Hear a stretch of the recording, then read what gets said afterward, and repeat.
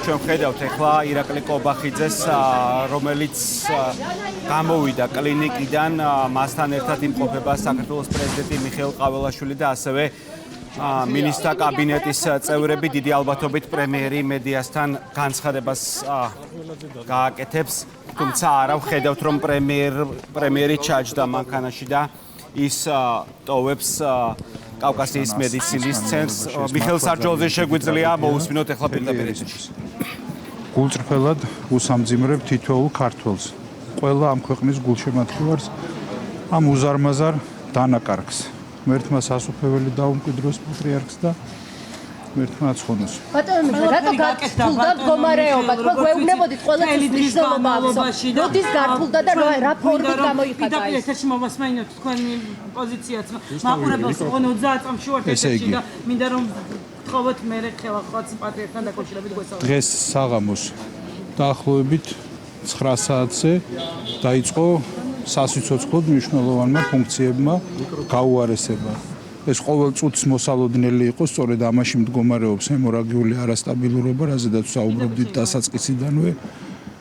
ნამდვილად დიდი სურვილის გათვალისწინებით და დიდი იმედის გათვალისწინებით მოხდა ის, რაც არავის არ გვინდოდა, ყველაზე ნაკლებად გვინდოდა და სამწუხაროდ პროცესები განვითარდა ისე, რომ ძალიან სწრაფად დაეცა ის სასიცოცხლო მაჩვენებლები, რომელმაც გამოიწვია საბოლოო ჯამში აი ეს დიდი ტრაგედია. მოკმელების და ფულტების უკმარისობით გამოიხატა ეს. პატრიარქთან დაკავშირებით ხარით, ვიცით რომ ეს ყველაფერი გაკეთდა იმისთვის რომ გაუმჯობესებული ყოფილიყო. ესე იგი თავდაპირველად მოგეხსენებათ, რომ დაიწყო ყველაფერი კუჭის წყლულით, რომელიც სისხლდენასთან იყო დაკავშირებული. რატომ ასაუბრებთ ამ საკითხებზე? ასეთ დროს, მაგრამ იცით თქვენ, რომ ამის შემდეგ, როდესაც ჩატარდა შესაბამისი манипуляციები, ხო? ამის შემდეგ ამას მოხვა პოლიორგანული უკმარისობა. ეს გამოიხატა ფილტვების, ეს გამოიხატება თირკმელების, ეს გამოიხატება გულის უკმარისობაში. ეს არის მდგომარეობა, რის გამოც მაგალითად წნევის შენარჩუნება უჭირდა ორგანიზმს.